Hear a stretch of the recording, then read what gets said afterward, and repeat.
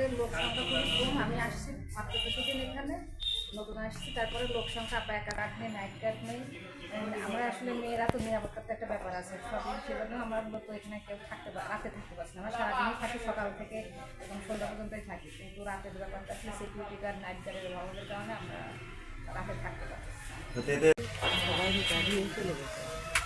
একটা মেয়ে আসছে রিসেন্টলি, ও তো ডেলিভারি সম্পর্কে ভালো জানেও না। ওকে কোথায় নিতে হলে আমাদের দুজনকেই সেইভাবে চলতে হবে বা আমরা চলছি। আরও কোনো নাইট গার্ড নেই। এই যে এখানে 24 ঘন্টা থাকবো, আমারও তো একটা নিরাপত্তার দরকার আছে। একজন নাইট গার্ড থাকলে আমার থাকাতে কোনো সমস্যা নেই। আমি সারাদিন থাকি, একদম সারাদিন থাকি, আমি কোনো সমস্যা নেই। না। সেবা কেমন? ভালো। জামান রিফাত, মা ও শিশু কল্যাণ কেন্দ্র, কুমারখালী, কুষ্টিয়াতে অতিরিক্ত দায়িত্ব হিসেবে মেডিকেল অফিসার এমওএমসিএস হিসেবে কর্মরত আছি।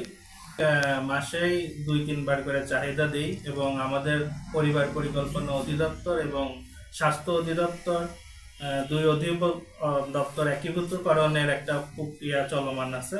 এই চলমান সংকটের জন্য জনবল নতুন করে নিয়োগ দেওয়া হচ্ছে দীর্ঘদিন যাবত। এই জন্য আমরা আপাতত ধৈর্য ধারণ করা ছাড়া আমাদের কোনো উপায় নেই। ওকে, ঠিক আছে।